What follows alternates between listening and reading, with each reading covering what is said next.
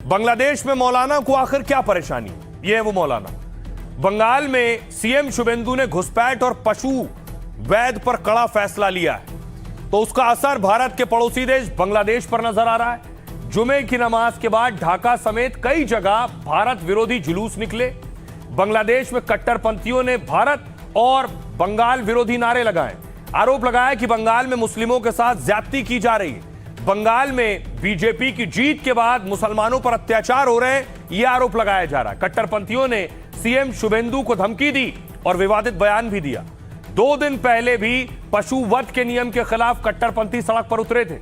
एक कट्टरपंथी मौलाना, इनका नाम है इनायतुल्लाह बासी, शुभेंदु को धमकी दी है। कहा अगर शुभेंदु सरकार में बंगाल में मुस्लिमों पर जुल्म नहीं रुका तो बांग्लादेश में रहने वाले अल्पसंख्यक हिंदू सुरक्षित नहीं रह पाएंगे। सीएम शुभेंदु को बॉर्डर पर दफन करने जैसे विवादित बयान दिए। ज्यादातर कट्टरपंथी जमाते इस्लामी से जुड़े बताए जा रहे हैं। बांग्लादेश में जमाते इस्लामी जैसे दल भारत विरोधी राजनीति करते हैं। मोहम्मद यूनुस की सरकार में इस तरह के विरोध काफी बढ़ गए। तारिक रहमान ने पीएम बनने के बाद भारत से रिश्ते सुधारने की कोशिश की, लेकिन बंगाल में बीजेपी सरकार बनने के बाद से बांग्लादेशी कट्टरपंथी भड़के हुए। आरोप लगते हैं कि जमाते इस्लामी जैसे संगठन टीएमसी का समर्थन करते हैं। बॉर्डर सील होने और घुसपैठ के रूट बंद होने के डर से भी इनमें बेचैनी है। जानकार मानते हैं कि इसी बेचैनी में वो जहरीले बयान दे रहे हैं। तो क्या वो बंगाल में सांप्रदायिक हिंसा को हवा देने की कोशिश कर रहे हैं, इसलिए अपने बयानों से वो लोगों को उकसा रहे हैं? सुनिए जरा मौलाना और कट्टरपंथी क्या कह रहे हैं बांग्लादेश के। हम अगर मस्जिद के माइक पर अजान नहीं दे पाए तो उसके मंदिर से भी किसी माइक की आवाज नहीं आनी चाहिए। हम जिहाद करके जिंदा रहना चाहते हैं, ये सब बंद नहीं हुआ तो भारतीय दूतावास का घेराव करेंगे। बीजेपी के आने के बाद मुस्लिम लोगों के घरों और मस्जिदों को निशाना बना रहे हैं और तोड़फोड़ कर रहे हैं। ये हमारी जिम्मेदारी है कि हम इसका विरोध करते हैं। भारत सरकार ने ये तय किया है कि हम न केवल घुसपैठ को रोकेंगे, एक एक घुसपैठिए को चुन चुन कर देश के बाहर निकालेंगे।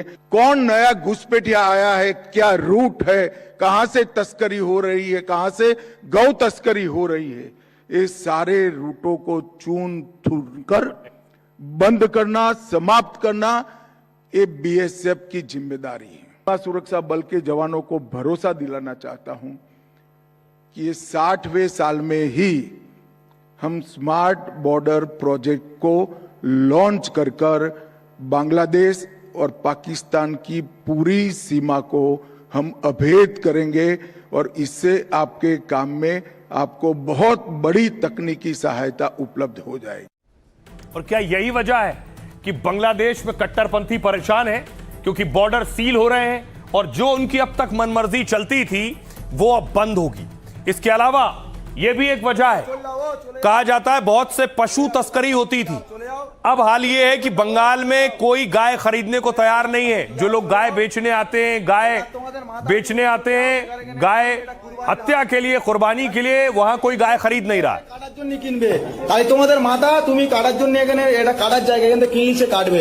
তাহলে তোমাদের মাথা যেখানে তোমরা ঘরে নিয়ে পুজো করো, বেকার এই মাঠে আনো নেই। মাঠে আনলি আরো আমাদের যে মোল্লা ভাই কিনবে সে ওটা কুরবানির জন্য কিনবে। এটা আমাদের বছরের একটা উৎসব।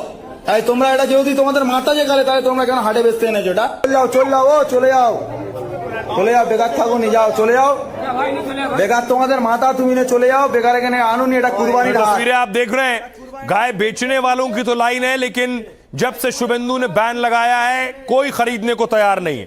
एक और तस्वीर आपको दिखाऊं जो सामने आई है। कुछ लोग पशु तस्करी कर रहे थे, गौ तस्करी। ये देख रहे हैं, इस बजड़े में से गाय निकली है जब इसे रोककर जांच की गई।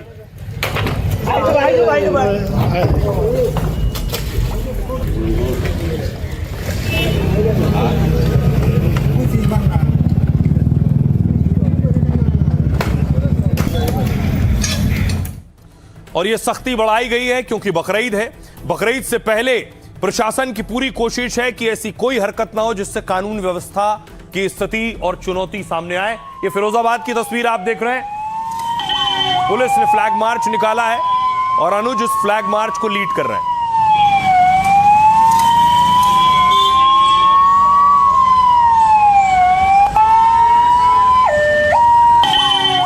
तो अनुज चौधरी फिरोजाबाद में पोस्टर ने फ्लैग मार्च कर रहे हैं और हालात का जायजा ले रहे हैं। अब आपको बताऊं, हर राज्य ने बकरीद में अपने अपने दिशा निर्देश जारी किए, किन का पालन करना है, किन चीजों का।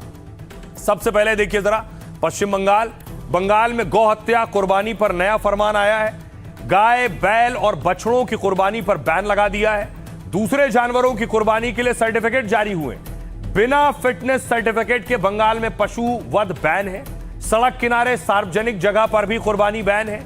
नियम तोड़ने पर 6 महीने की जेल और जुर्माना है।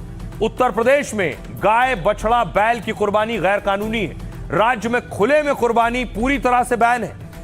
मस्जिद या निजी परिसरों के अंदर कुर्बानी होगी। चौराहे पर कुर्बानी देना सख्त मना है। नियम तोड़ने पर 10 साल जेल या 5 लाख रुपए का जुर्माना है।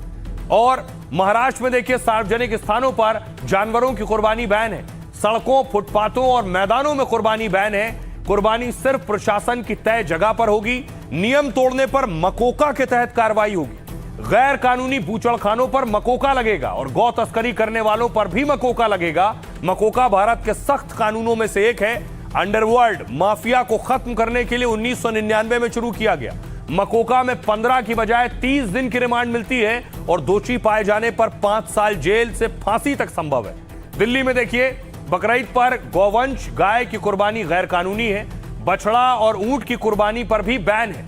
सार्वजनिक स्थानों पर पशुओं की खरीद बिक्री गैर कानूनी है। सार्वजनिक स्थानों पर भी कुर्बानी बैन है। ऐसा करने वालों पर आपराधिक मुकदमा दर्ज होगा। सिर्फ वैध स्थलों पर भी कुर्बानी की इजाजत है। सुनिए जरा, अलग अलग राज्यों के अपने अलग अलग नियम हैं। सुनिए सियासतदानों को। गो हत्या करना ये कोई धार्मिक परंपरा नहीं है, धर्म के साथ जुड़ा हुआ नहीं है। इस्लाम जहां से आई वहां तो गाय है ही नहीं। जानबूझ करके हिंदू समाज को दुखी करने के लिए यहाँ गो हत्या होता था। और कानून को मानते हुए अपना त्योहार को मनाना चाहिए। इसमें सबकी भलाई है, खुद मिलजुल करके खुशी से मनाए सब। भाजपा का पॉलिसी हम समझ नहीं पाते। ये मुस्लिम लोगों को जो कुर्बानी है उसके ऊपर ये स्टेट में कुछ एम्बार्गो दिया है, लेकिन वही सेम चीज एक्सपोर्ट हो रहा है। सेंट्रल गवर्नमेंट फॉरेन एक्सचेंज के लिए वो एक्सपोर्ट कर रहा है। तो ये क्या डबल स्टैंडर्ड पॉलिसी है? बंगाल में वो बारन कर रहा है और दिल्ली से वो एक्सपोर्ट कर रहा है। माहौल खराब करने के लिए कर रहे हैं, नफरत पैदा करने के लिए कर रहे हैं। कर क्यों रहे हैं? विवाद पैदा करना है। ये नियम कानून तो हर राज्य में बने हुए हैं। तो इस तरह विवाद पैदा करना, लोगों का ध्यान असली मुद्दों से हटाकर ये जो बिल्कुल ही अप्रासंगिक मुद्दे हैं उन पर ले जाना, यह इनका टूल किट है। हर ईद पे ये टूल किट आपको दिखेगा। वहाँ के चीफ मिनिस्टर ने कोई गैर कानूनी बात नहीं कहा है जो सड़क पे नहीं कटेगा। और ये तो हर जगह होनी चाहिए, बिहार हो या हमारा बेगूसराय हो, सड़क पर जो वैध जगह है वही कटे। गौवंश, गाय, बछड़ा तथा ऊंट व अन्य प्रतिबंधित जानवरों की कुर्बानी पूरी तरह से गैर कानूनी है और ऐसा करने पर या ऐसा करने की कोशिश करने पर आपराधिक मामला दर्ज किया जाएगा, कानूनी कार्रवाई की जाएगी। इसी के साथ साथ सार्वजनिक स्थानों पर, सड़कों में, गलियों में, सार्वजनिक स्थलों पर कुर्बानी भी पूरी तरह से प्रतिबंधित है। कौन है ये हुमायूं कबीर जो मुसलमान के सरपरस्त बन रहे हैं, अपने आप को बहुत बड़ा मसीहा समझ रहे हैं? कुल मिला के 2 सीट जीतने की औकात नहीं हुई और पूरे मुसलमान कम्युनिटी का ठेका ले रहे थे। जो नियम कानून है वो सबके लिए है, चाहे वो हिंदू हो या मुसलमान। मानेंगे तो ठीक है, वरना जेल में उठा के बंद किया जाएगा। अब देखिए जरा, बंगाल में शुभेंदु अधिकारी को ऐसा लग रहा है बहुत सी चीजें दुरुस्त करने की जरूरत है। उनका दावा है और आरोप रहा है कि टीएमसी के दौर में नियम, कायदे, कानून टीएमसी वालों के लिए नहीं थे। एक तस्वीर सामने आई कि अवैध टोल बूथ बना हुआ था जिस पर बुलडोजर चला।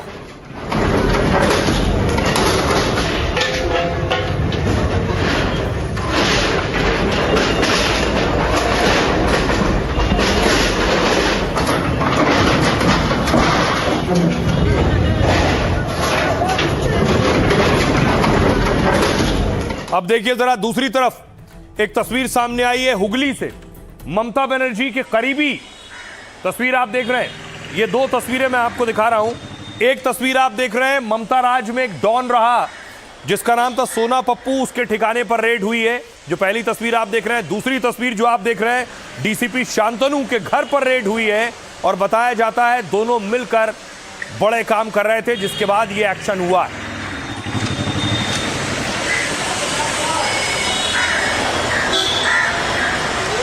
और दावा यह है कि जो कुछ शुभेंदु कर रहे हैं उसके बाद टीएमसी में खासी हलचल है, और हलचल का आलम यह है कि टीएमसी के अंदर भी क्या फाड़ और फूट हो रही है। तस्वीर आई है, आज की तस्वीर आप देख रहे हैं। अभिषेक बनर्जी पर आरोप लगे हैं, उनकी संपत्तियों की लिस्ट निकाली जा रही है। पत्रकारों ने उनसे सवाल पूछा इस पर। যে অবৈধ অংশ মার্ক করে দেবে উত্তর আমার থেকে নিয়ে যাবেন।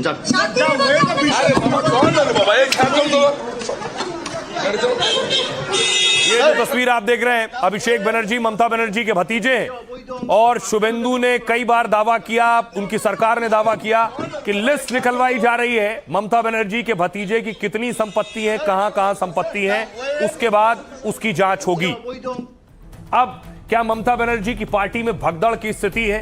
कई नेता छोड़ छोड़कर भाग गए हैं। देखिए जरा, बंगाल में हार के बाद ममता बनर्जी की टेंशन बढ़ती जा रही है।